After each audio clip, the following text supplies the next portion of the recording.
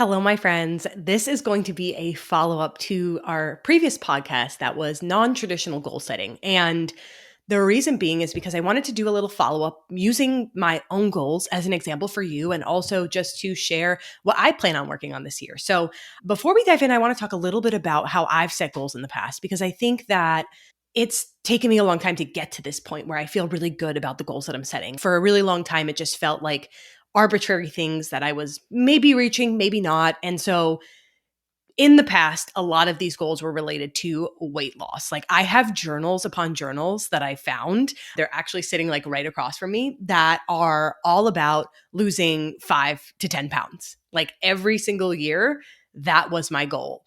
And for the last couple of years, that's actually not been my focus. And it's been so refreshing. Like I've truly fallen in love with the journey of health and fitness because I've shifted that goal and that perspective for myself.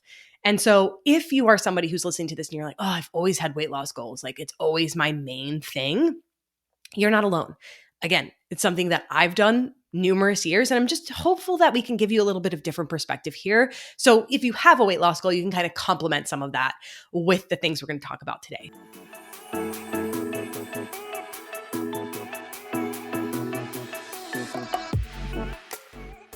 When I set my goals last year, I wasn't really using the non-traditional approach that I shared in our last episode. And just for a quick little debrief of that, if you haven't listened, I went through this framework of setting goals based on how you feel, based on how you want to feel as a result of these goals.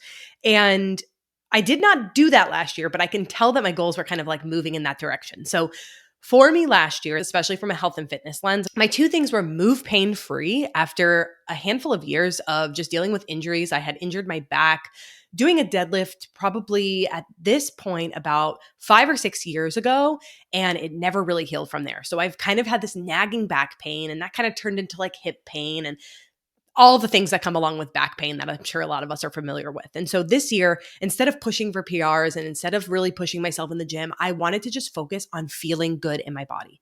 And so that's the goal that I set out to do, as well as working on my internal health because I have had eczema in my hands for years. And I took a course, realized that it was actually more so some gut and hormonal issues that were likely at play.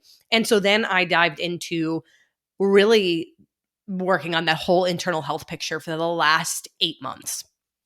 And so for these goals, I can't say that I've accomplished them necessarily, but I feel like I moved in a really good direction with them. So, for example, moving pain-free does not mean that I never have an injury or I never pull a muscle in my back. Like I still had some of those things happen this year, but overall I felt really good in my body. And I felt like I was really intentional with the movement that I was doing and paying attention to how my body was feeling, listening to my body, taking rest when I needed it, not pushing past my limits that my body was kind of putting and constricting on me. I also paid very much attention to the physical care side of things. So I went to physical therapy when I needed to. I even did more of preventative physical therapy work just to make sure that things were moving in a good direction.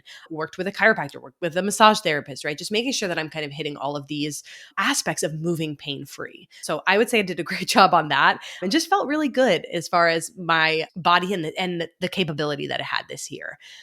And then as far as the internal health side of things, I have been working with a nutritionist for 8 months as of basically the end of December. And it's been a really fascinating journey that I did not even think was so deeply rooted in actually a lot of my past history in terms of under eating and undernourishing my body in college when I went through disordered eating practices and things like that. I ended up not being able to absorb nutrients the way that my body was supposed to be. So I was eating all this healthy food, but my body was not doing much with it. And so I had a lot of nutritional deficiencies, struggled with some gut issues. I had some fungus. I also had some hormonal issues that were probably a result of the gut issues. And so I've been working on all of this through supplementation, through lifestyle changes, and through some dietary changes as well. And so this is an ongoing journey, right? This is an ongoing practice that I will probably keep working on for the next few years, especially as I aim to prepare my body for having a baby in the future and getting my body ready for that process. And so with all of that said, this is the first year that I really did goals that were unconventional for myself, right? Like as an athlete growing up, it was always just like, how can I get better? How can I lift more? How can I do more? And these last couple of years, it was like, how can I slow down? How can I take care of myself from the inside out? And approaching this year's goals was definitely a little bit different. I have worked with a mentor, and she had mentioned this concept that I mentioned in the previous podcast episode about really tuning into how you want to feel as a result of those goals. So the word that I'm using for this year for myself is alignment. So this is something that I do every year. I just pick a word and I want to truly embody that word through the actions and the things that I'm working on. And so for me this year, it's been alignment. And I've kind of done a little bit of this. Really, October was kind of my breaking point for this, where I started to realize that like things just didn't feel good. Things didn't feel good in the business. Things didn't feel good for myself. I felt like I was just going through the motion, checking the boxes and making these accomplishments, but not feeling like I really was accomplishing anything. And a lot of that was like forcing myself to do a lot and to be a lot.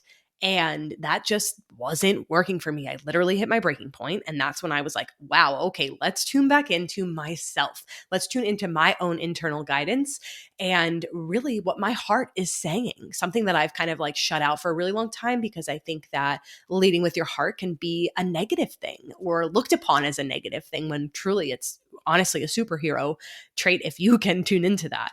And so for me, a few of the things that I'm going to be working on this year, I am going to start yoga teacher training. This is something that I wanted to do for a really long time. And it was one of those things where it was just like, I don't have time for that. I don't have the money for that. And I kind of just like pushed that goal off and said, one day I'd love to do that. And this year, as I started to really move into more of this heart-centered space, move into alignment with myself and my heart, I was like, what better time to integrate now the movement component of yoga into that practice and to really be mindful through this next phase of life. So I'm very excited about that and just really excited to tie those pieces together, because for me, it's all about really feeling, for this goal specifically, is like really feeling in alignment with myself, my actions, my thoughts, and being able to be more present. And I feel that yoga teacher training will unlock that for me. And it's not about like, oh, I want to teach classes and maybe I will, but I just want to do it for fun. Like I literally just want to do it for myself. Okay, so as you can see through this goal, I have the goal itself, complete yoga teacher training. And that's also backed up by how I want to feel, right? So how I want to feel is kind of how I went about it first. And then what's the action that's going to get me there to how I feel, right? And that's going to be completing yoga teacher training. Okay. So another goal for this year is just continuing to work on moving pain-free and being intentional in my movement at the gym and elsewhere, as well as working on that internal health journey. So like I mentioned, it's been quite the process and I don't think I'm done yet. I don't think any healing journey is going to be as immediate as we would have liked. It took me a long time to actually get here. So I'm excited to continue working on this. The last goal that I want to share with you is actually one that I mentioned it on the previous podcast episode, and it was something that I was unsure of if I wanted to do because I have a really complicated relationship with running. But this year I decided that I wanted to run because I really wanted to feel stronger in terms of endurance. I wanted to feel that connection of like running long distance, being outside in nature, like really soaking that in. That was something that was a priority for me as well. So when I think about this running goal, it's very simple. It's just going to be a 5K. So I think that this is a very realistic goal. And it's something that is just going to allow me to rebuild that relationship with running that I once had. Without diving into tons of details, I've had a really complicated relationship with running over the years that has allowed me to just kind of take a step back from it. I never felt like I was ready to like dive back into it without it being a harmful relationship.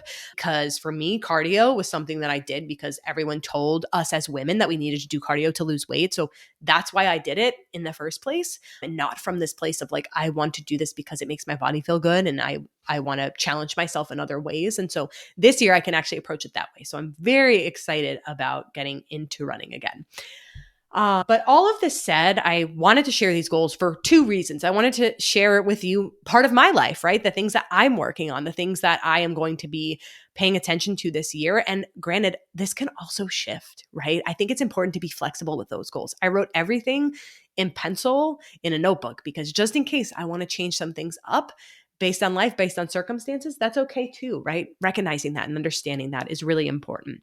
But I think when we think about these how I want to feel goals, I want you to take it that step further and be like, okay, well, what are the actions that I need to take in order to feel this way? Okay. All right, guys. I hope that this episode was helpful. I hope you all have a great rest of your day, and I'll talk to you all soon.